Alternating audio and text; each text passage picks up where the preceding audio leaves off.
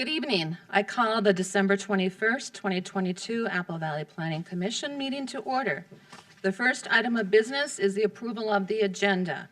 Any changes from staff? We had no changes, Madam Chair. Thank you. Any changes from commissioners? Okay. Your movement? Motion to approve the agenda. Second. Moved by Commissioner Mahowald and seconded by Commissioner Scanlon. Any discussion? If not, all those in favor signify by saying aye. Aye. Aye. Opposed, nay. Motion carries. The next item of business is the approval of the consent agenda.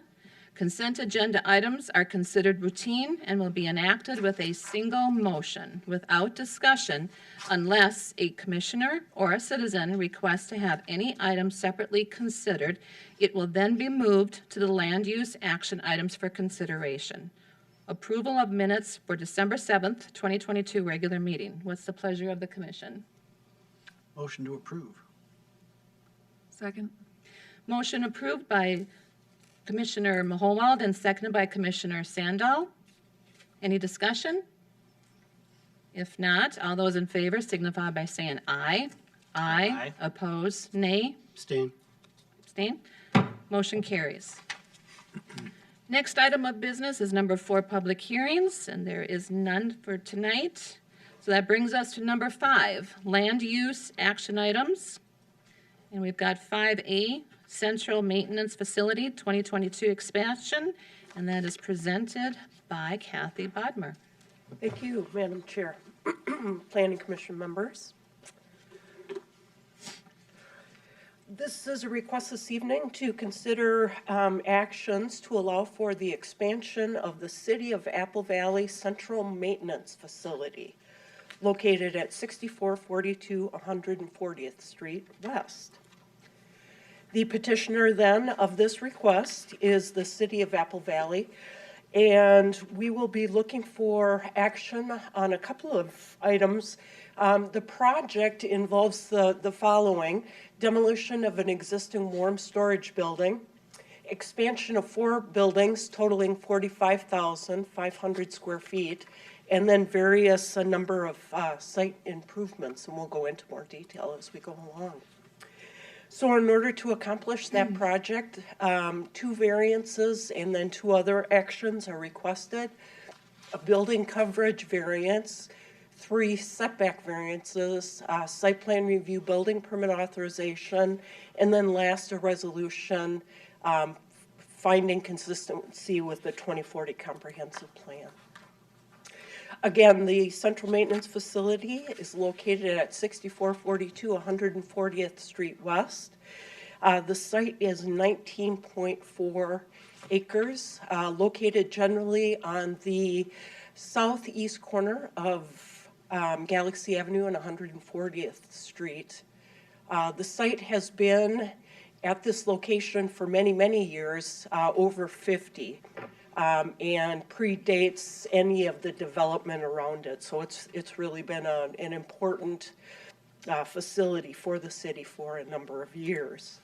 The 2040 comprehensive plan guides it for INS, or institutional uses, and the zoning map zones it for P, institutional uses. This is a view of the building looking south from 140th, kind of an oblique aerial. The office building here on the lower right-hand side, and then the rest of the main kind of public works facility, warm storage over here, water treatment plant, and then a couple of other storage buildings, salt storage. And this is a view of the site looking west, so kind of in the area of Flagstaff Avenue, 140th here on the right-hand side. Office area right here on the corner. The new fleet maintenance building then will be located here on the northeast corner. Existing conditions, again, the site is 19.4 acres. Right now, there is no dedicated right turn lane off of 140th Street to access the site. That means any city visitors or maintenance vehicles that use this access point or any access point, any of the access points, does sit in traffic and slow traffic. There's not a dedicated right turn lane. So that's one of the issues that will be looked at. 2 access points off of 140th, 2 access points off of Flagstaff Avenue. And then right through the middle of the site, we say bifurcate or bisect. This site is bisected by a gas line easement. 75 feet wide, and then it has this kind of flare toward the north end of the site toward 140th Street.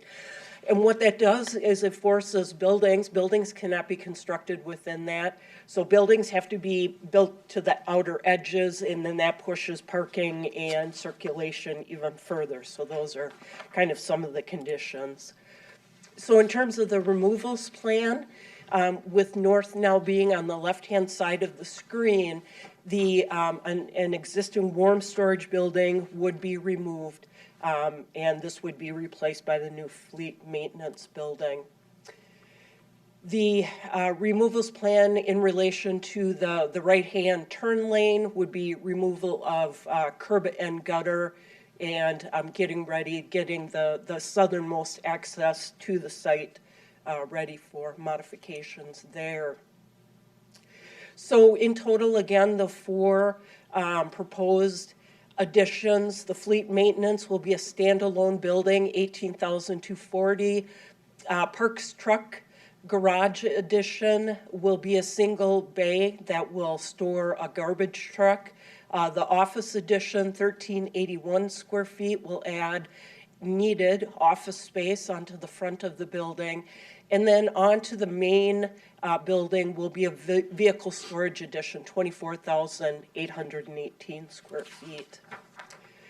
And as noted, a number of site improvements also are taking place. So we talked about the right-hand turn lane. Pedestrian link is being added to facilitate pedestrian access to the front of the building. That second access point off of 140th will be removed, and then visitor and staff parking will be added. An off-site storm pond that receives the stormwater drainage from the site will also be enhanced as part of this project. So the grading and drainage plan, along with the utility plan, are being prepared under the direction of the city engineer. So this is one of those strange projects where city is both petitioner, applicant, and client. So this is under a close review by the city engineer. Civil work is being done in-house by public works staff. The landscape plan, development in a P or an institutional zoning district is required to provide landscaping at 2.5% of the value of construction, of new buildings. And so plans have been prepared that show enhancements, kind of reworking some of the landscape beds that are on the site. At the same time, now with North up, concerted effort will be put in to preserve existing mature vegetation. So there's a value to that, so that's an element of the project as well. So in terms of elevations, I apologize, this is a little difficult to see. The architect will be bringing forward color renderings, so those will make it easier to see kind of the finishes that are proposed. But again, that front office addition on the west side, and then a total refacing of the office area. So new color theme, metal insulated panels will be used. The additions to the central maintenance facility, the storage building, will be tip-up panels that are architecturally compatible with the existing building. And then for the fleet maintenance building, again, a taller structure is needed in order to, I'm getting way in over my head, but for the crane work, essentially, hoist, thank you.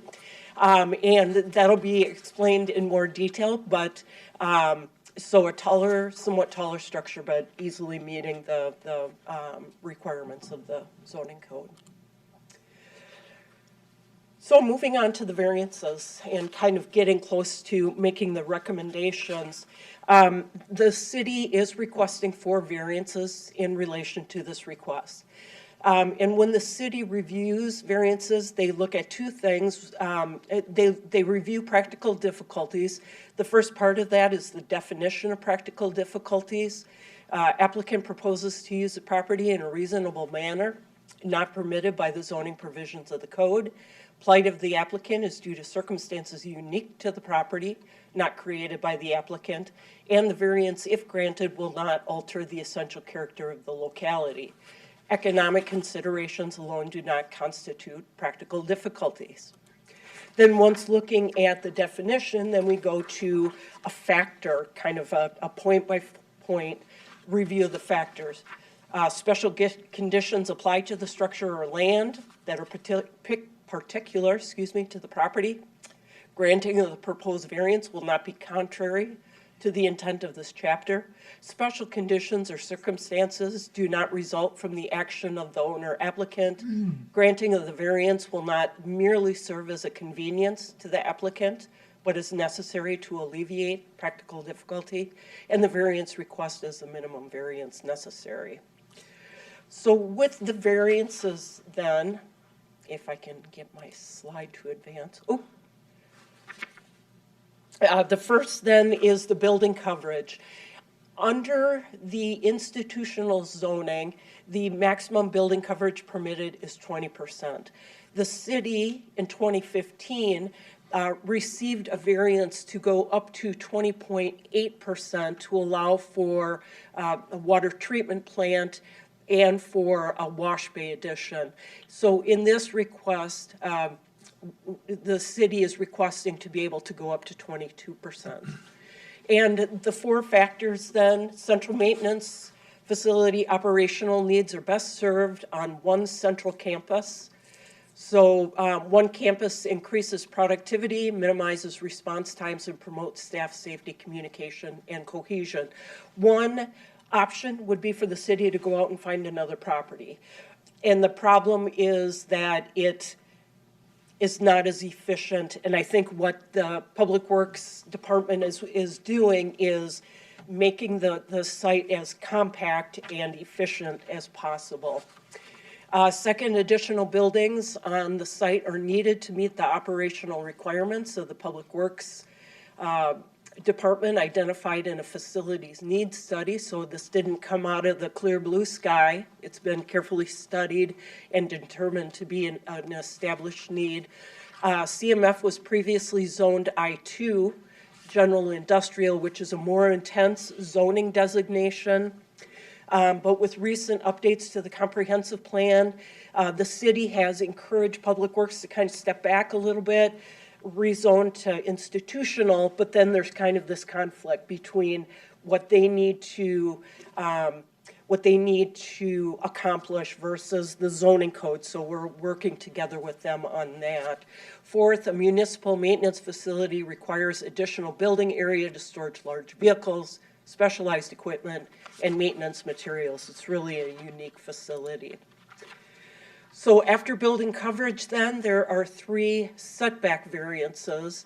The parking lot setback on the north side abutting 140th, a drive aisle along Flagstaff, and then a drive aisle along the west property line. I'll try and go quickly through these. You'll notice some duplication in the justification.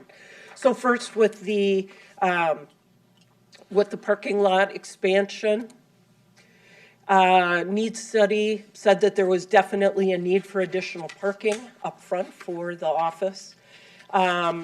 The one existing access drive would be removed, which is a benefit to 140th. So removing that frees up a room. Why not meet the need of providing additional parking? And the parking will match the curb line of the existing parking spaces. So that's the reason for asking for that variance.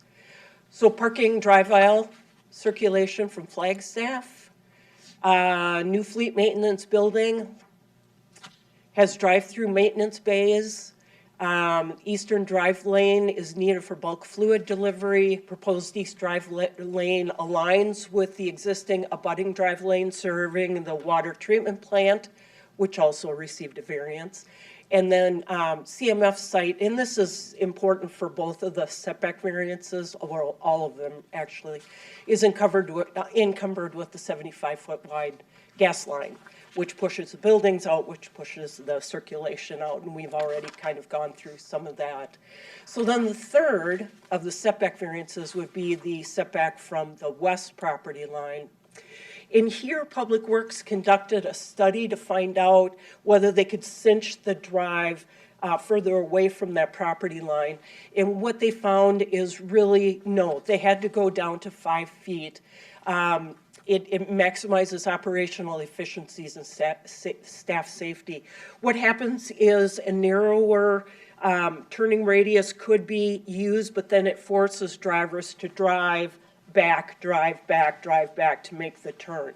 So it's more efficient and better for the neighboring properties. Existing west drive aisle pavement edge varies, so it's helpful to get a single line, just establish a single line and stay with it.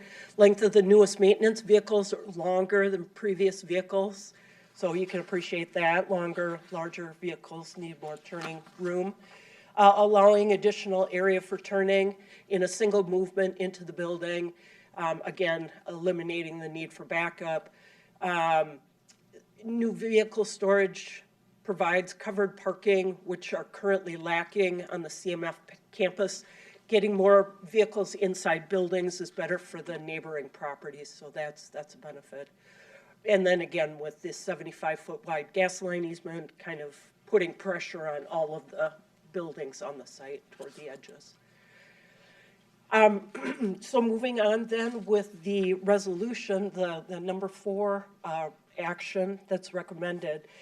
Minnesota state statute says that after a comprehensive municipal plan has been approved, anytime a governing body makes changes or wishes to make improvements to capital improvements to property owned by the municipality, it has to be reviewed by the Planning Commission. And basically what is being asked is, does the Planning Commission find that these improvements, this capital outlay, this expense, is consistent with the 2040 Comprehensive Plan?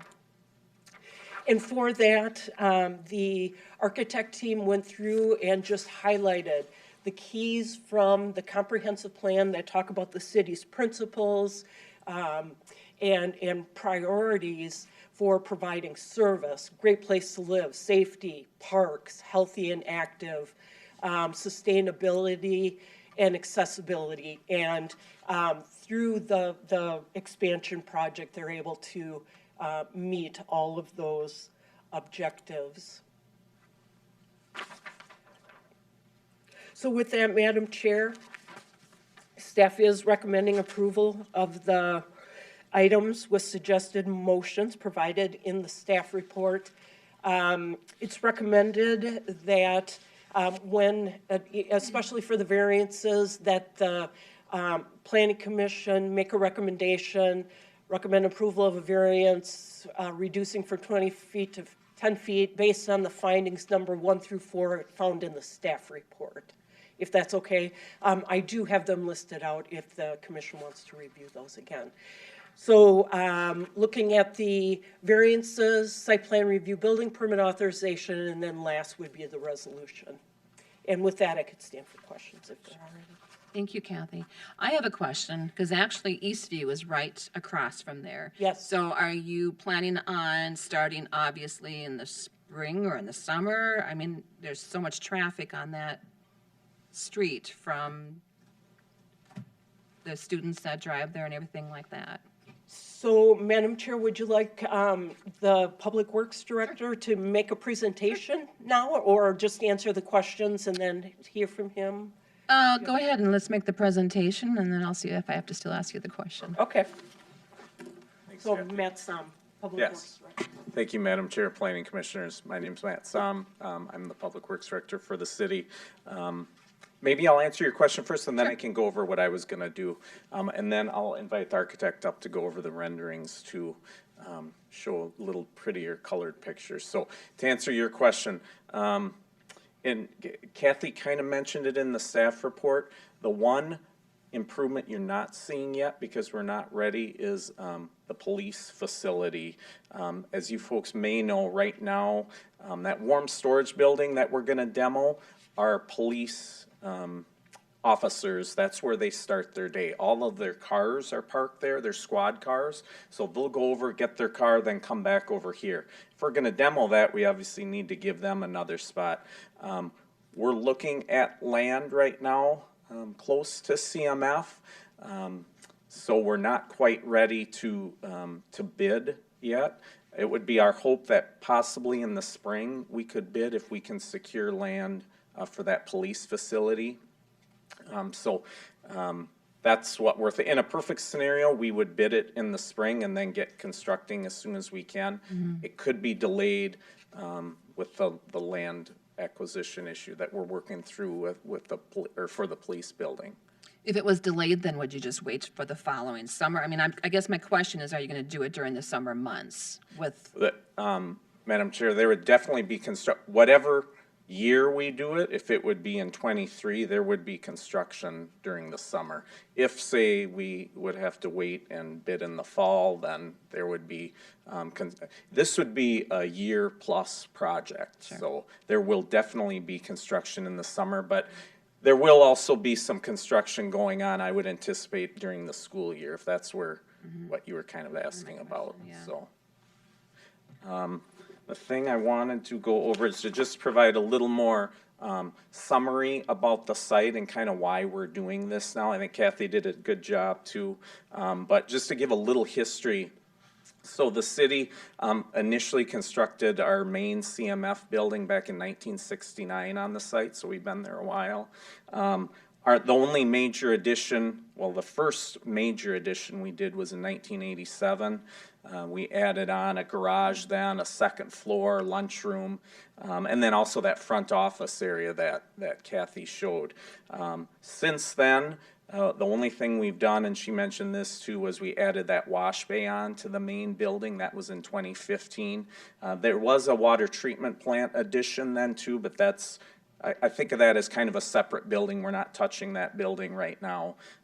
It's separate operational. So after that wash bay was added in 2015, we brought up concerns of space, age, some ADA issues to the council, and they commissioned and ultimately approved the needs study that we had an architectural firm, Ortel Architects, who's also the designer of this. They completed that needs study. Council approved it in 2019.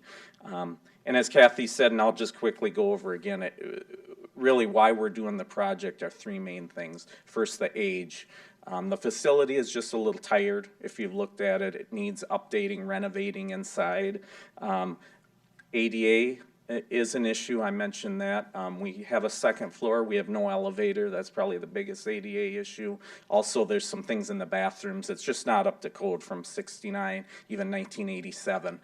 There've been a lot of ADA requirements that have come along that we're not up to code on, so we want to improve those. And then really the space in there. As you can imagine, the city's grown quite a bit since our last major addition in '87. You might say, well, what is that? How does that increase their space needs? Well, we have more streets, we need more plows, the equipment is bigger, and so the garage that used to be great 25, 35 years ago is now very tight for us. We're parking 2 and 3 vehicles deep. We're parking in drive aisles just to squeeze everything inside for days like this where we really don't want things sitting outside. So to be more efficient, that's where that garage space is coming in. And also just our staff. Our staff has grown, so our lunchroom is now real tight. When we have full department, both parks and public works maintenance, training, our training room is we're standing room only, shoulder to shoulder, elbow to elbow in there. So those are the things you might be saying, well, why is the city doing this? Those are the reasons I would point to. So I'll still be around, happy to take any questions, but if you'd allow, I'll turn it over to Thomas Stromsat. He's our main architect on this to walk through the drawings. Oh, thank you, Madam Chair, members of the commission. I do have the pretty pictures. It's always beneficial. So, as has been mentioned a few times, the main impetus for the project is really consolidating all of operations on site. There are a couple satellite buildings, and there is some staggering of workforce as they come in, and it's really just giving everyone a home.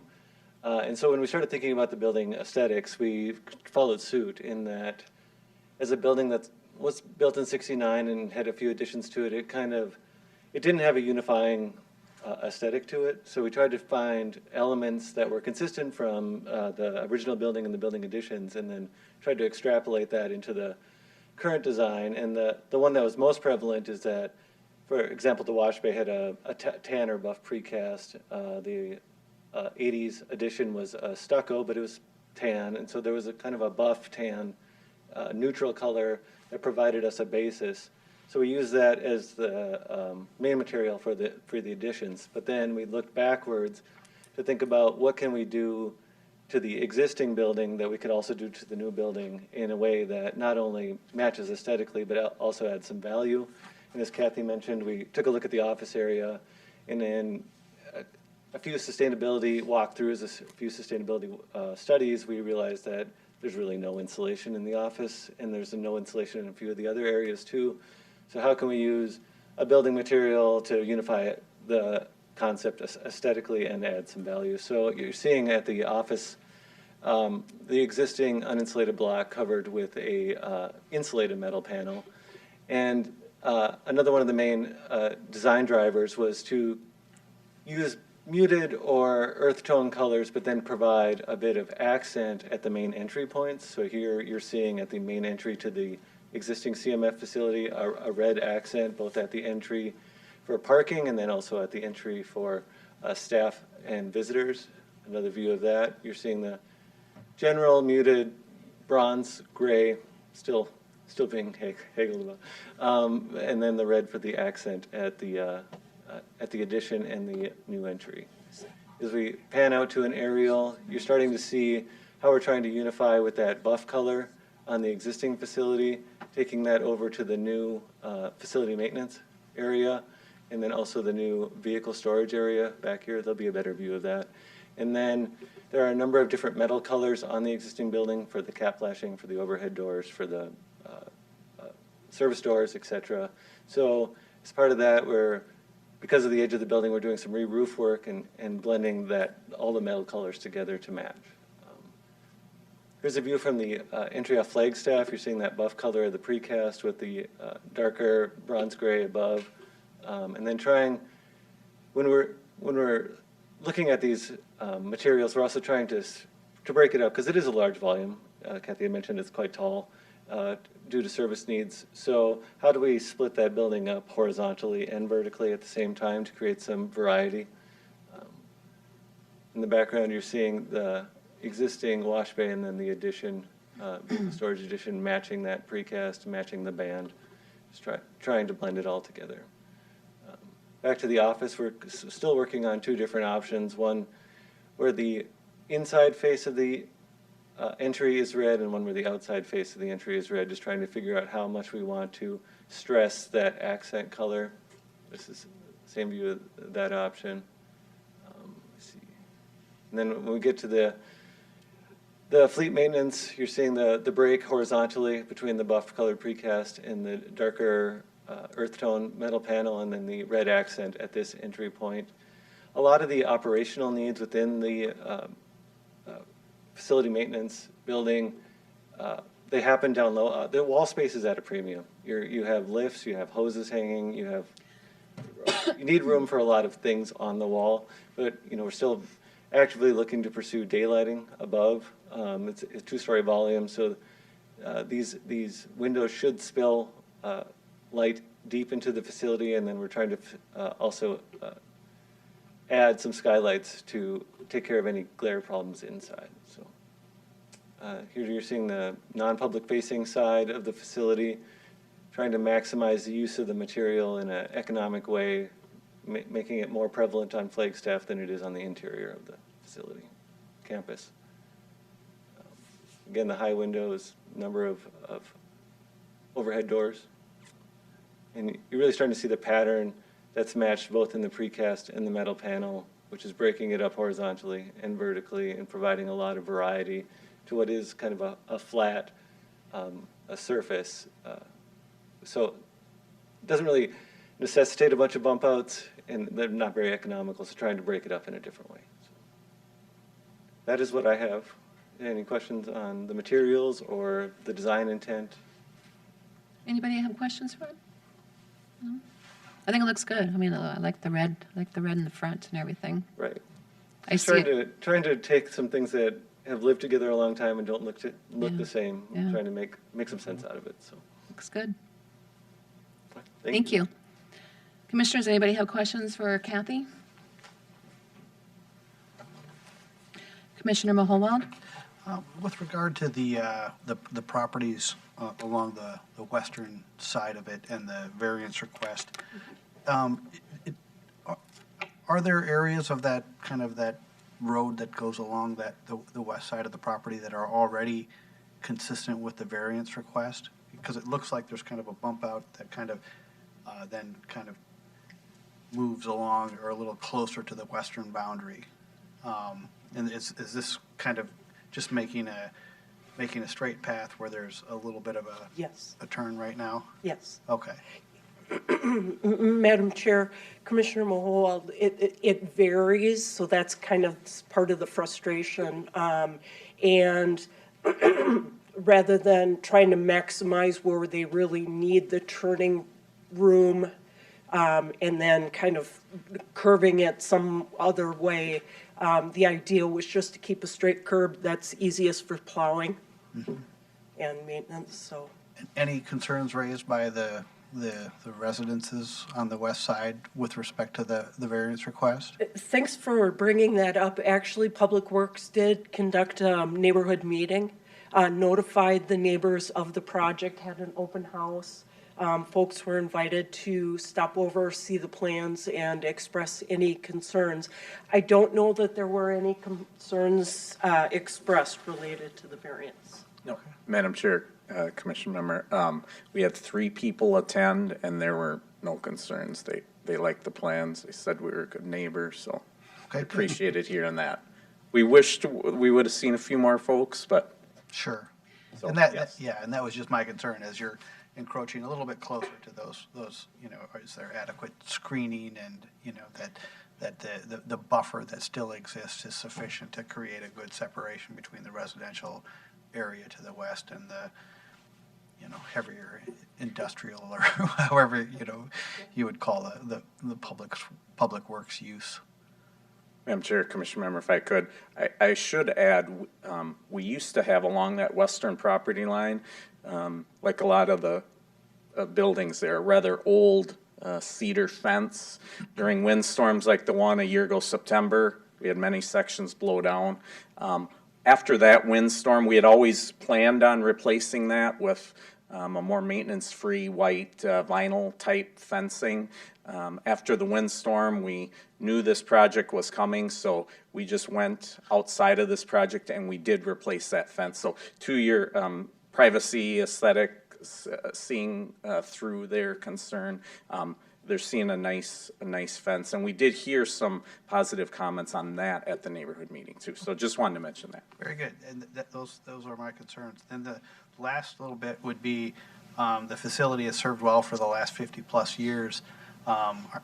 We're confident that the additions here are good to meet the needs going forward. And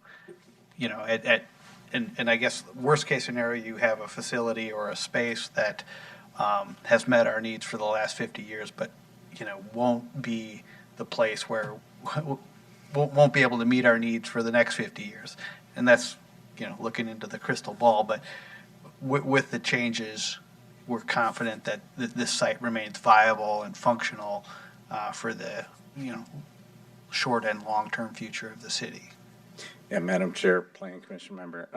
Yeah, very good question. That was part of the benefit of having that study done. by Ortel Architects, who I should say does a lot of these facilities all over the metro and the state, actually. So they have vast experience. So that's one of my main goals. I don't want to be coming back in 10 or 15 years. They looked at things like population projections. How much more street mileage do you need to add? Because again, with that only, I might need plow trucks and those sorts of things. So no, we're confident that with this, we should be good for 50-plus years, for the time when everybody in this room is still at the city, so. Sure. Yeah. Very good. Thank you. Can I add on to that? Because this is my neighborhood, and I'm embarrassed to say that I was not at the meeting, but south of this, there's still a lot of land, you know, up to that sidewalk. Do you know what I'm talking about? South of where they keep the salt and everything in there. Does the city own that property? Madam Chair, Planning Commission members, no. That's, we are talking with that property owner, but no, we don't Don't own- we don't So ours own that ends right property. where those two the building is and stuff? Salt storage. The salt Yes, storage, okay. yep. And then though, after that property, the one you were referring to, the city does have, and you might know this, a well house Yep. down, so we do own some property kind of at the south end. We don't own the middle, then we own CMF, if that makes sense. Yep, it does. Okay. Okay, thank you. Yep. Commissioner Scanlon? Madam Chair, just some observations on things.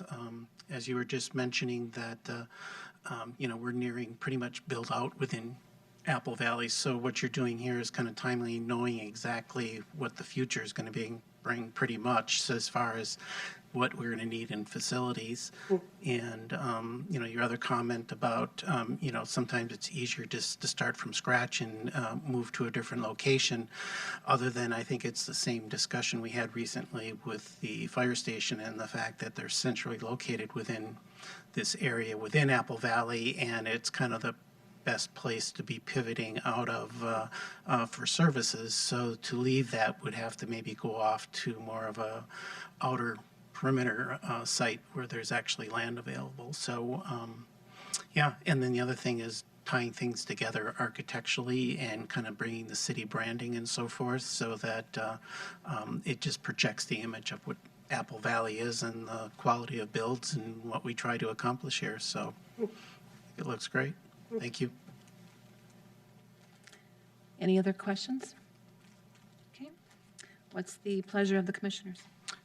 Madam Chair, I recommend approval of a variance to allow building coverage to increase from 20% to 22% based on the following findings 1 through 4 in the city staff report. That was moved by Commissioner Scanlon and seconded by Commissioner Sandal. Any questions? All those in favor signify by saying aye. Aye. Opposed, nay. Motion carries. Madam Chair, I recommend approval of setback variances as follows.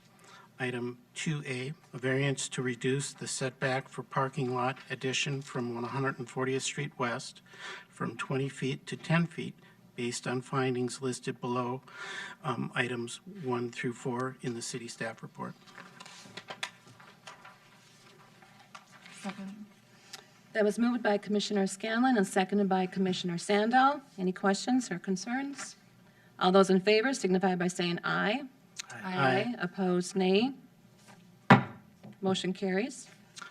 Item 2B, Madam Chair, a variance to I recommend approval of a variance to reduce the setback from the drive circulation lane from Flagstaff Avenue from 20 to 5 feet based on the findings below items, the findings items 1 through 4 in the city staff report. Second.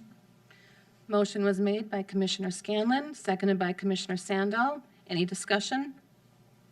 All those in favor signify by saying aye. Aye. Oppose, nay. Motion carries.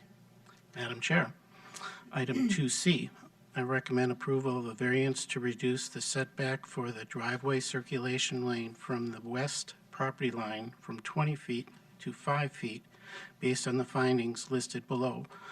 The findings are items 1 through 6 in the city staff report. Second. Motion made by Commissioner Scanlon and seconded by Commissioner Sandal. Any discussion? If not, all those in favor signify by saying aye. Aye. Opposed, nay. Motion carries. Madam Chair, I recommend approval of the site plan view building permit authorization for demolition of a warm storage building, remodeling the existing central maintenance facility, and new construction and additions totaling 45,500 square feet. Second? Motion made by Commissioner Scanlon and seconded by Commissioner Sandal. Any discussion? If not, all those in favor signify by saying aye. Aye. Aye. Opposed, nay. Motion carries. Madam Chair, I recommend approval of item 4.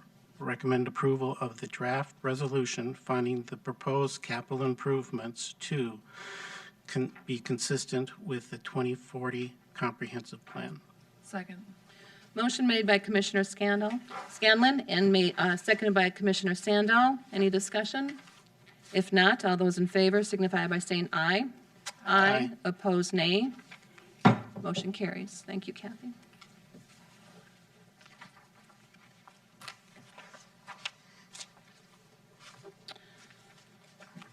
Okay, that brings us to land use action items 5B, Orchard Place, 4th edition, and that is Tom Lovelace. Thank, could you expand? Oh, I think I can, so. There we go. What you have before you tonight is requests by HJ Development and Rockport for 4 items, and that's the rezone Lot 1 block. Ooh, the wrong ones, excuse me.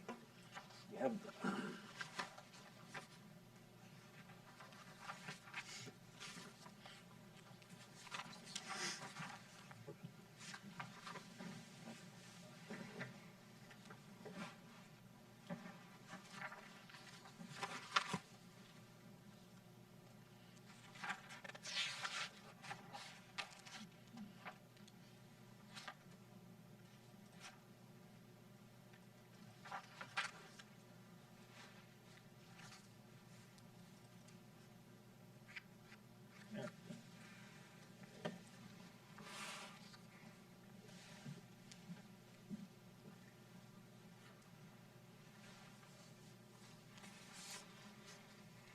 Thank you.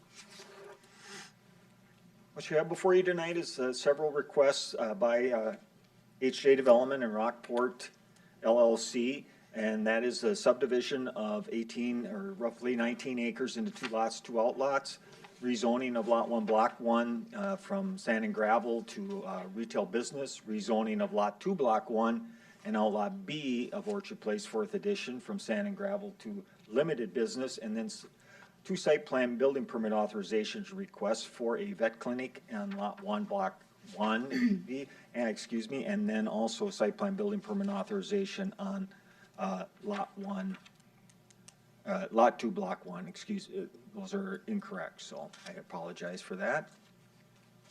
Just a brief note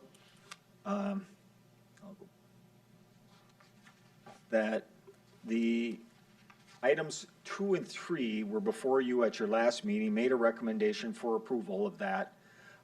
In the meantime, there was a change in the labeling or descriptions of the properties. Therefore, we wanted to bring it back, essentially just to reaffirm in your motion that you will be rezoning the properties based on the current designation of the preliminary plat. And then one other kind of housekeeping item. There was an initial proposal for rezoning of the property when it was like, I believe about 52, 53 acres. It was a much bigger project. If you remember, there were 2 flex business buildings that were going to be on the west side of what it will now be English Avenue. And the rezoning was to mixed-use business campus, as well as the preparation and a recommendation by the Planning Commission for a mixed-use business campus zoning ordinance. That has been withdrawn. The applicant withdrew the request for the rezoning, and staff working with the applicant, we have withdrawn that other request for, at this time, for the mixed-use business campus zoning ordinance. What will be happening is that in the future, probably within the next couple of months, we will be working, we are working on the ordinance right now, and in the next couple of months, you'll likely see that before you for consideration for the zoning ordinance. Now, what happens with the property as it gets rezoned, that's kind of still out there. Will it be done in piecemeal, or will it be done as part of the overall site? Because we're looking at roughly 300, 400 acres of property that would be likely to be zoned for that mixed-use business campus, and the majority of that property right now is in active mining operation. So we do, right now in the draft, have a provision to continue the active mining in the mixed-use business campus zoning ordinance. So I apologize that it's a little complicated. This one has had a lot of moving pieces to it, so. And again, so here's the location. The 19-acre site is located on northwest corner of 155th Street and Pilot Knob. And we have approved several projects down in the area located just to the south, which is the Orchard Place Second Edition. We also did approve preliminary plat and site plan building permit authorization for a couple buildings that would be in the Orchard Place Fifth Edition, which is west of English Avenue. You can see a little line here that shows English Avenue, a private street that runs through that property. Property is currently guided mixed business campus. The types of uses that you would see in here are consistent with the mixed business campus, or the proposed uses of the Health Partners Clinic and the vet clinic would be consistent with the mixed business campus. Currently zoned sand and gravel. This is the preliminary plat. You can see that it just changed. If you remember way back when, we were looking at a site that went way out here, had the two buildings here, as well as some ponding areas. And currently we just have lot 1, block 1, lot 2, block 1, and then outlots A and B. This is the proposal for the rezoning the property on lot 1, or the lot 1, block 1 to retail business, and then lot 2, block 1, and outlot B to limited business. The retail business, that would be the location of the vet clinic, and then on this lot would be the location of the medical office building. And then if you remember at our last meeting, we did have a a sketch plan review of a potential for a care facility on outlot B. And we're expecting that that will probably move forward with a formal application in the near future. Site plan shows, again, as you can see the buildings, this is the location of the medical office building, location of the vet clinic. Access to the vet clinic will be a drive off of English Avenue. There will be no access off of Pilot Knob or 155th Street for either the lot here, the vet clinic, or any future development on the outlot to the east. Therefore, what is happening here is this private drive will need to be extended into this to provide access to the outlot. And then as part of any approval, there'll be a cross-access easement between the two parties, the vet clinic as well as the future owner of outlot A, to gain access to that via this private drive. And with the vet clinic with the medical office building, you have the same thing, 2 access drives off of English Avenue. No access will be allowed off of Pilot Knob. All 3 of these access points have been established by our city engineer to make sure that there's a good flow of traffic on English Avenue. One note is that we'd like to see additional sidewalk. The vet clinic add a sidewalk connection to 155th. They do have a sidewalk connection to English Avenue, and then also like to see a sidewalk connection on the south side of the private drive that will hopefully be extended into the outlot B when construction or development occurs on that outlot. The applicant, and also with the vet clinic or the medical office building, is proposing to have a proof of parking at the southern end, believing that they want to take a look to make sure that the parking is adequate here. We do allow for a provision to allow for that as we move forward, to have proof of parking as long as there's 75% of the parking is existing, and then this can be sodded and just maintained as open space until such time that there's a determination made that there needs to be additional parking. So, if we don't have to put in parking, we don't want to put in parking. We don't want to put additional surface hardscape space if we don't have to. Grading plan, again, this site has been reclaimed as part of the grading, restoration of the sand and gravel mining operation.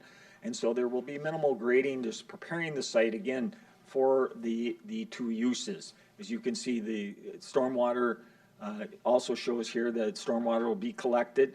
The stormwater at this time will be collected and then sent over to an existing pond that is over in this location.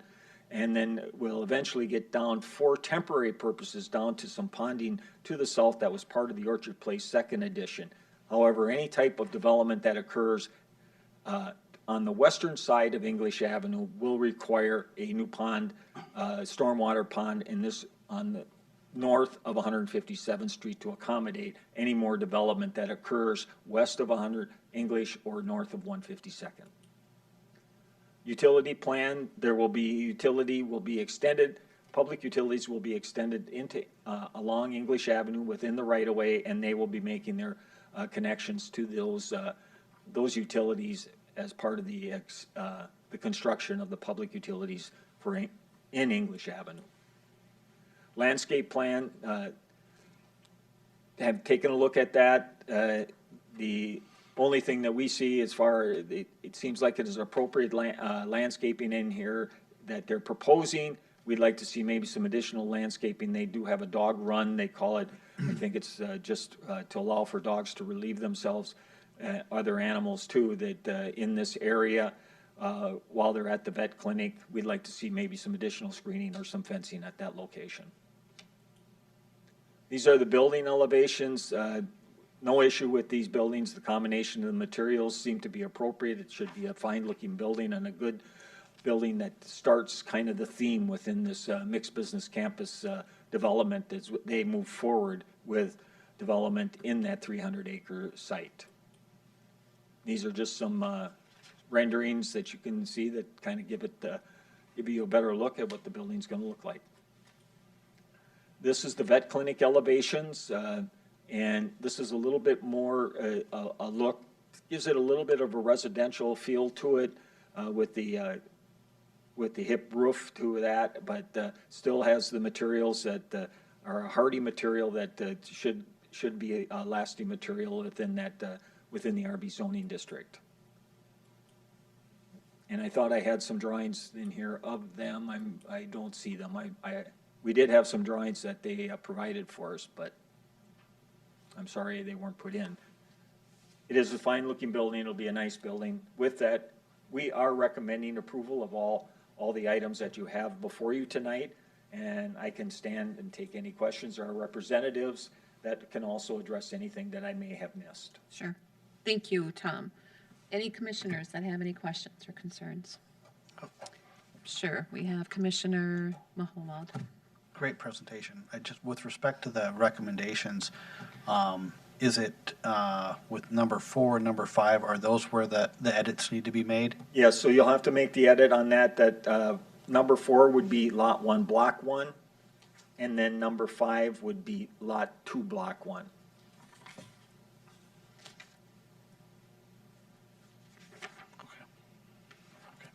Good. Yep. Commissioner Scanlon? I just had a question, Tom. You were mentioning about the sidewalk connections and then the extra screening that was part of item 4, that you're covered okay with that? You're going to want to make those bullet points part of the approval process that we have Yes, in our? and it would be part of any of the recommendation. I believe it's in the staff report, the recommendation for additional sidewalks as well as the outdoor But this- run be screened with a combination of a fence and landscape. Okay, So if it's just the privilege or the If the planning commission is agreeable, I would say, if you are recommending approval with the conditions set forth in the staff report, if you're comfortable with that. Okay, that's fine. Any other questions? I too agree. I think they're nice-looking buildings, like we discussed the last time and everything. I like the windows in it and all that kind of stuff. So, yeah, looks good. Do I hear a motion? Madam Chair, I recommend approval of the subdivision of 18.9 acres into 2 lots and 2 outlots, subject to the conditions outlined in the staff report. Second. The motion was made by Commissioner Scanlon and seconded by Commissioner Mahowald. Any discussion?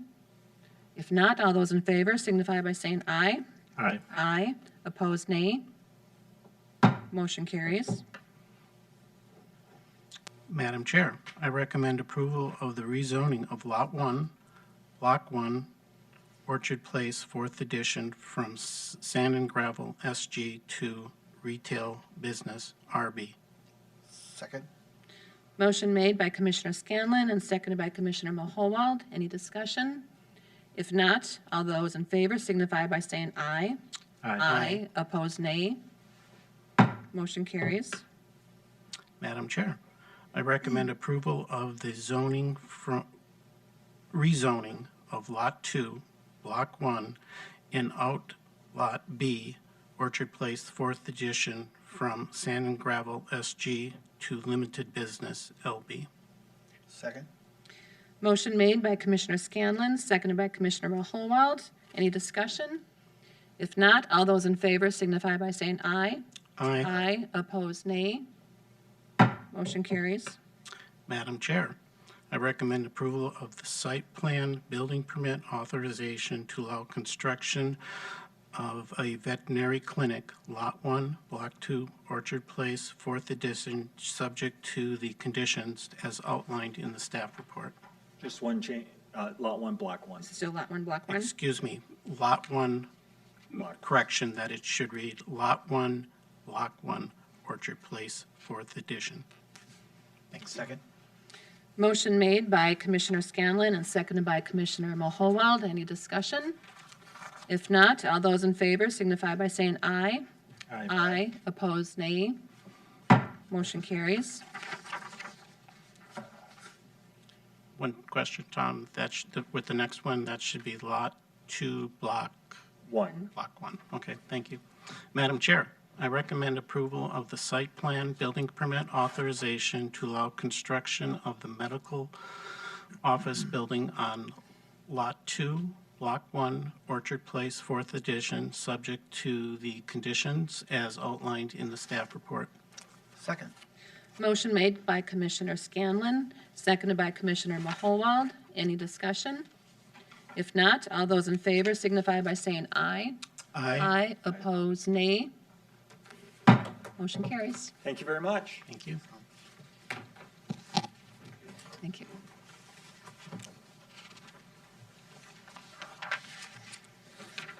Okay, that leads us to number 5C, which is the Adams-Kent Detached Shed Variance, presented by Kathy Bodmer. Thank you.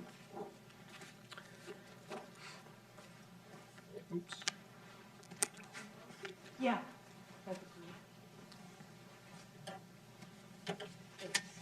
Thanks for coming.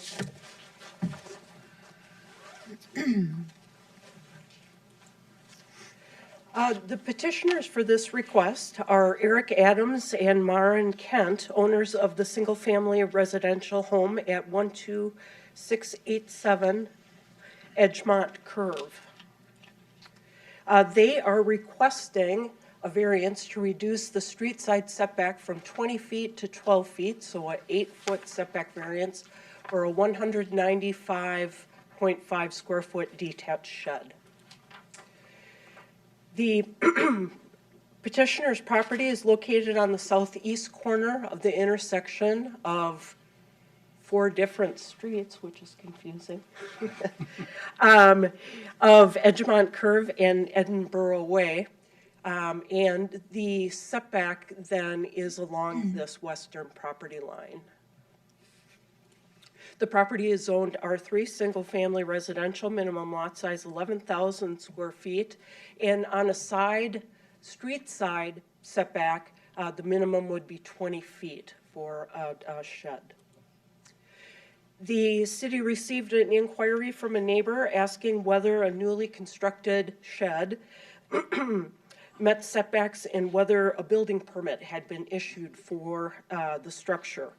The building inspections department investigated and went out and reviewed the structure, found it to be 195.5 square feet, which is under the requirement for needing a building permit.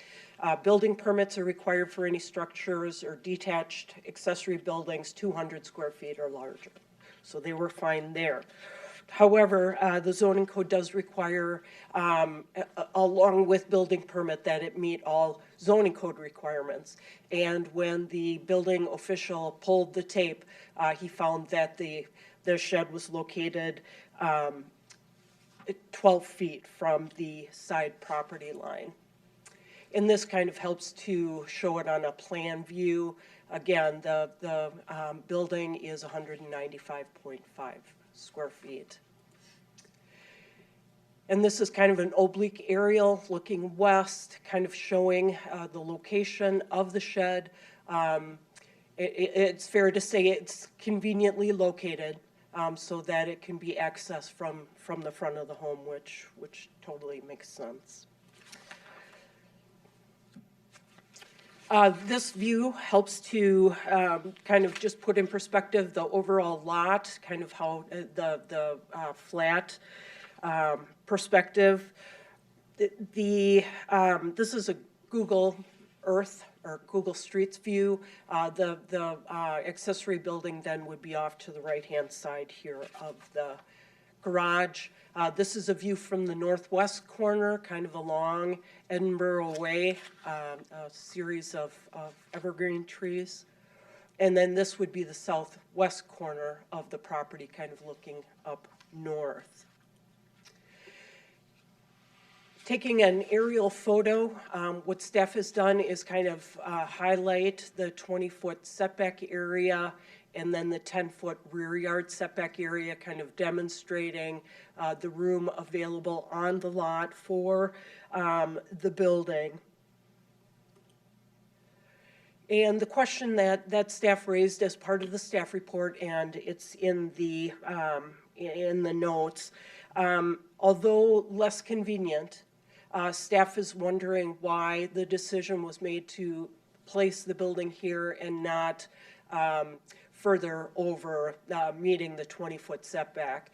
Now, to be fair, to get good clearance through the building, they would not be able to place it immediately behind the garage. It appears that there's a shrub and some other maybe equipment or a patio. So the building would have to be shifted south, and then to make it usable to gain access to those front doors and to have the clearance, it probably would have to be shifted down a little bit, but easily within the 10-foot rear yard setback. So that's kind of the question that staff is raising. And again, like we reviewed in the other variants, the city looks at two things when we talk about variances: practical difficulties, starting with the definition. Owner proposes to use the property in a reasonable manner. Circumstances unique to the property and not created by the applicant. Variance, if granted, will not alter the essential character of the locality. Economic considerations alone do not constitute a practical difficulty. And then the factors, and we've already been through this once, so I won't reiterate that. But again, getting to kind of that bottom line of granting of the variance will not merely serve as a convenience to the applicant, but is necessary to alleviate a practical difficulty. We have a unique situation, and that prevents us from meeting the requirement. The petitioner provided a letter that's in the staff report that kind of highlights some of the issues that they saw as they made their decision where to put the building. Due Due to the uniqueness of the corner lot layout of Edgemont Curve and Edinburgh Way, there's a larger side yard setback. This is true.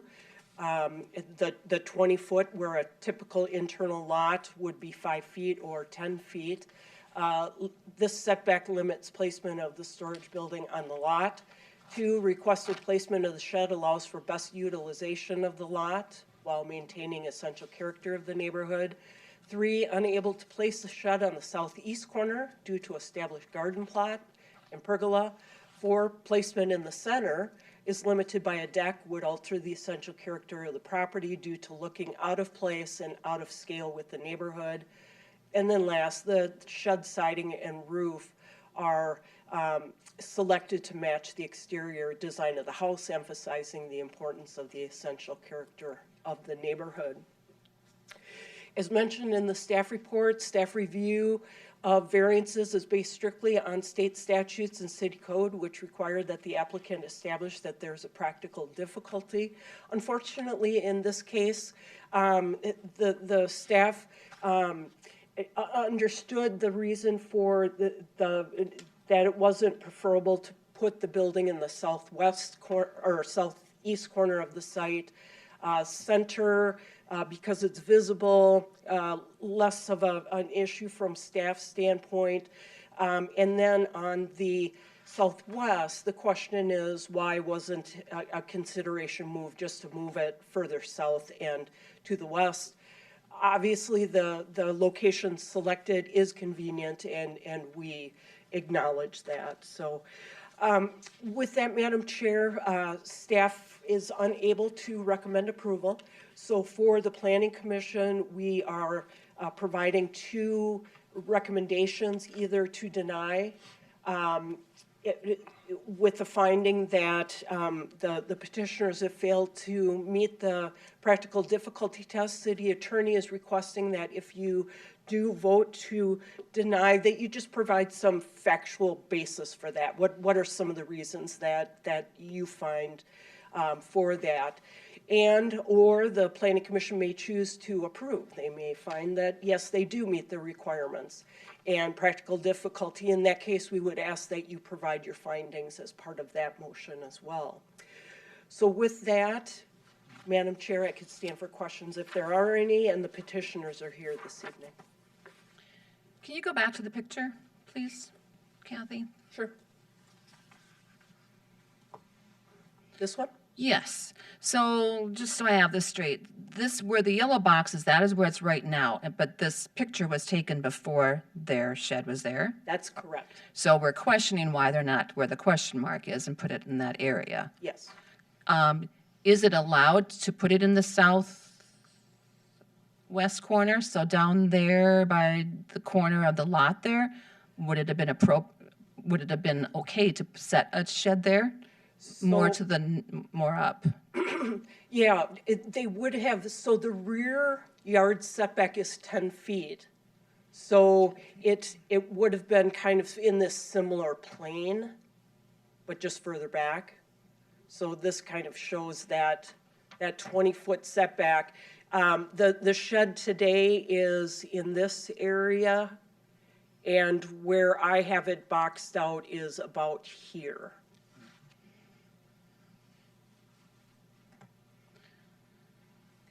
Does that That helps. help? Questions, anybody? Sure, go ahead, Yeah, Commissioner Pruitt. yeah, Madam Chair, Kathy. Just a little bit on the setback and the loss or the impact if something is set in a setback area. Could you expand on that for me so I better understand? Sure. So setbacks are established throughout the city for a number of reasons: fire protection, spacing, bulk, blah, blah, blah. In the case of street setbacks, corner lots, the requirement, the standard setback for a front yard is always 30 feet. But for a street side, it's 20 feet. The 20-foot setback allows for, although a fence could go right up to the property line, we want buildings back for visibility, for clearance in case something happens and a car kind of veers off the road for snow storage and that type of thing. So we do have increased setbacks for those street sides. Thank you. I'm going to interrupt him before you no, hear, go ahead. but you just said a fence. So we just put in a fence in our backyard, and we knew that we didn't have to have a permit for it, but we knew that we are also on a corner lot. So we knew that we had to have a setback, or we were afraid of that. So we did have to set it back, and what we were told is when somebody's coming around a corner or something like that, it could, in a corner lot that sometimes for viewing, Yes. the other neighbor backing out wouldn't see. Right. So we too had to check in with the city to see if there was and thank God we did, because it was a expensive fence to put in. It isn't as movable as a shed. Right. So Right. I get it. Yep. Commissioner Scanlon. Madam Chair, Kathy, I think we've been pretty fairly consistent on variances with setbacks on side yards. I know the front yards, we've had some leeway with that with remodels, but I don't recall anything recently or as long as I've been doing this that we've allowed for variances in a case like this here. Could you just explain, just as brief as you could, the reasoning for the practical difficulty? Is there easy explanations so that I understand it, but for everybody to have a clear understanding of that there's some legal ramifications that have historically come into play Sure. that are causing us to not have the ability to say yes and no on some of these things that would, when you look at it on paper, would seem to be practical to improve. Sure, sure. Commissioner Scanlon, Madam Chair, a lot of times for practical difficulty, a lot of times it has to do with physical features of the yard. There's a ravine and you have to avoid it, or there's a mature tree that you have to avoid. In this case, the petitioner did make the case, gosh, we have this additional setback, 20 feet, that's impeding. Well, that setback is in place throughout the city. Many, many homes on corner lots are impacted by that 20-foot setback. So a practical difficulty is different than a convenience, and that is there's something unique about the property that makes it necessary to place the building or to get the relief that's being sought. For the city staff, as we review, as I say, it'll be less convenient. It would be a longer walk. If there's a concern about having clearance for longer materials or equipment, it would need to be further south. So I think one of the things that happens for folks that live on a corner lot with that 20-foot setback is it's hard to give up that space. It's open, it's available, but the fact of the matter is the 20-foot setback is there for all structures, and as Commissioner Scanlon said, I don't know that we've issued a variance except in very unique situations for this. So. Thank you, Kathy. Anybody else? Eric and Marion, do you have anything that you'd like to talk about or anything? Is it easy? Your case or kind of get up and explain? Or? I mean, I think what we presented is accurate. Couldn't move it close to the garage.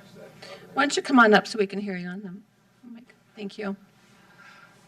So, just for that strawberries, the AC is there, and the power meter and stuff is over there. Then there's the deck that comes out, where that white deck comes out pretty far. So we thought the other option aside from the side yard to kind of tuck it back closer to almost the middle of our backyard. Okay. Kind of where that tree is, right in that area? Or, yeah, kind of where the back of the question mark box, kind of in that area, we thought would be a safe in the middle Yeah. of everything. And then we thought that would, the other two neighbors have a very clear view of the shed at that point, that neighbor and then that neighbor. So. So that's kind of why you decided to That's tuck why it we on tried either to tuck side? it, so we thought the tree line would help, we put it as close to the AC and our garage as possible. Okay. But The The main- line yeah. just goes up far. So the main reason is just, like I said, the neighbor's not staring at shed right in the Shed middle right there. there. I'm guessing you put in the shed, you put your lawnmower in there and bikes in there and stuff like that, right? Correct. Does it have a foundation or is it easy movable? It's on blocks, but I mean, it's a bit large. It's 11.5 by 17.5. So that's be totally taken down, Would to take it down, yeah. ripped apart, and Okay. so. Personally, I kind of like it where the question mark is. Because when you look at it, you wouldn't see it on the side, you know? It would look kind of good over there. But anything else you want to say? Okay. Okay. Thank you. Discussion from commissioners. Anybody want to make a motion or? I was just gonna say, I appreciate the need for consistency, and it's the corner lot it's a difficult lot, because, the property owner across the street, it's their front yard looking out, but there's looks like some nice screening with the evergreen trees where it can kind of be something that wouldn't necessarily be seen, so long as there are evergreen trees there.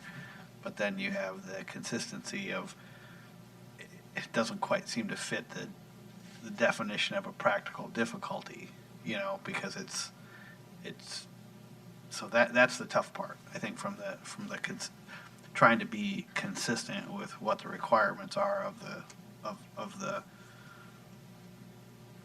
the city's codes and ordinances. So that's the tough part, even though you kind of look at it and say, well, with adequate screening, that's not the worst place for it, because you're mindful of the sight lines of the neighbor to the, I guess it would be the south. So it's a tough call, but it's the practical difficulty standard is the one that I'm struggling with the most. To me, this is always one of the hardest things to vote on, is because we're residents too, we're volunteers and everything, so I think this is always one of the most difficult ones. Commissioner Scanlon? Madam Chair, Kathy, do you want us to provide comments prior to voting or after voting as far as Attorney Wong. whether we would find the practical difficulty? Yeah, I think it would approve be or good to deny? have it as part of the motion. If,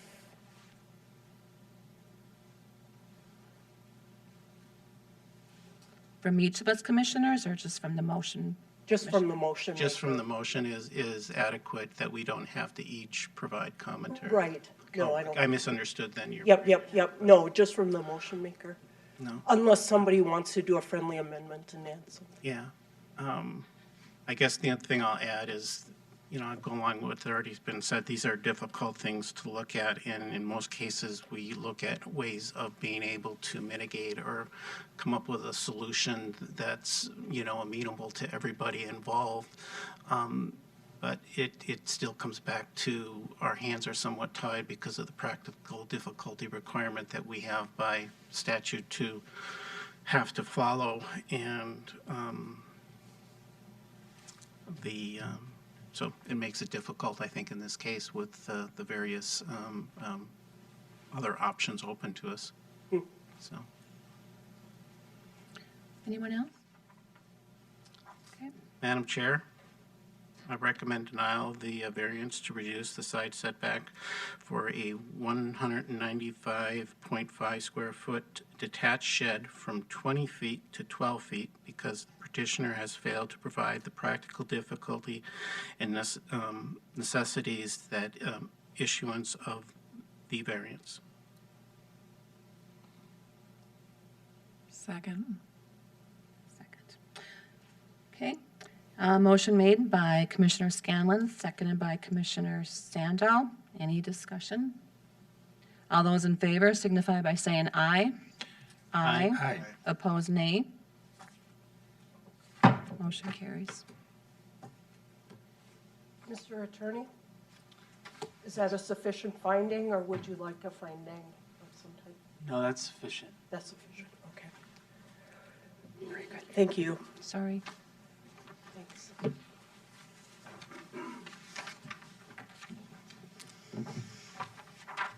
Okay, where are we?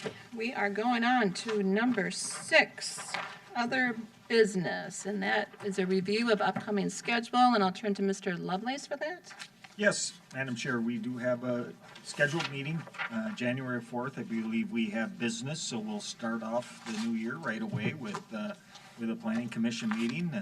And then next one will be also January 18th. There's a city council meeting tomorrow.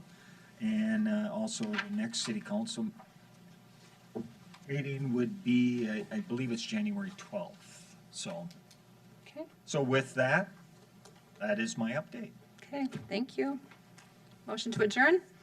So moved. Second. Motion made by everybody. Everybody wants to say yay, yay. This meeting is adjourned.